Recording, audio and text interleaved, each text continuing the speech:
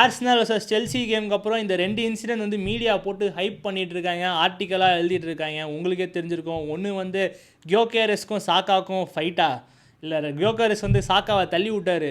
இந்த மாதிரி நிறையா விஷயம் பார்த்துட்டு இருப்பீங்க. அது வந்து ஃப்ரஸ்ட்ரேஷன் கூட சொல்லலாம். பிகாஸ் நீங்களே பார்த்துருப்பீங்க, கியோகேரஸ் புதுசாக இந்த கிளப்புக்கு வராரு, அவருக்கு ப்ராப்பர் சர்வீஸ் கிடைக்குதானா கிடைக்கிறது இல்லை. சாக்கா அந்த ஃப்ளாங்கில் நிறைய செல்ஃபிஷாக ஆடுறாரு. என்ன தான் சாக்கா ஃபேவரட் பிளேயராக இருந்தாலும் இந்த சீசன் ரொம்பவே செல்ஃபிஷாக ஆடி இருக்காரு, ப்ரொவைட் பண்ணலை.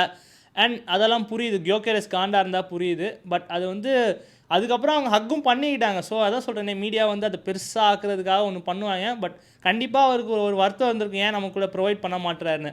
பட் இந்த வீடியோவை பார்த்துட்டு சாக்கா ஓகே, மேபி நம்ம நெக்ஸ்ட் மேட்சஸ்லேருந்து நம்ம அடிக்கிறதோட அவங்க ப்ரொவைட் பண்ணுறது ரொம்ப இம்பார்ட்டன்ட் யோசிச்சு பண்ணால் பெட்டர். இன்னொரு இன்சிடெண்ட் வந்து ஏர்பாட் ஆல்பர்ட்டுக்கும் நம்ம ரைஸுக்கும் டனலில் நடக்கும். அது வந்து ஒரு பெரிய சண்டை மாதிரி போட்டிருப்பாங்க. அண்ட் கேப்ரியல் வந்து 2 பேரையும் நவுத்துட்டு இருப்பார். அண்ட் அதை பற்றி அர்டேட்டாவே சிரித்து சொல்லியிருப்பார், வந்து ஜாலியாக முஷ்டாங்கன்னு. ஸோ இப்போ இந்த 2 பிரச்சனையும் ஏன் மீடியா ஐப்பேற்றுறாங்கன்னா, பிச்சில் நம்மளை ஆடி ஜெயிக்க முடியல டீமால். ஸோ இவனுங்களை வந்து இப்போ காலி பண்ணணுன்னா டீமுக்குள்ளே சண்டையை வச்சு காலி பண்ண வைக்கணும். இதுதான் பிளான் பண்ணுறாங்க. 2மே பெரிய இன்சிடென்ட் கிடையாது. எனக்கு தெரிஞ்சு மீடியா வந்து பெருசாக்கி பிளேயர்ஸ் மைண்ட்லேயே இது வச்சுருவாங்க. ஓகே, உண்மையிலேயே அவன் தள்ளி விட்டான், இப்போ சாக்கா என்ன கொஞ்சம் தள்ளி விட்டானோ. எனக்கு கேட்டிங்கன்னா அப்படி எடுத்துக்காமல் ஈகோஸ்லாம் பார்க்காம தயவு செஞ்சு ஒரே கோல் தான், ட்ராஃபி அடித்தா அவன் இந்த சீசன். ஸோ இதெல்லாம் தவிர்த்துட்டு என்ன டீமுக்கு ஹெல்ப்ஃபுல்லாக இருக்குமோ அதை பண்ணால் நல்லாயிருக்கும்.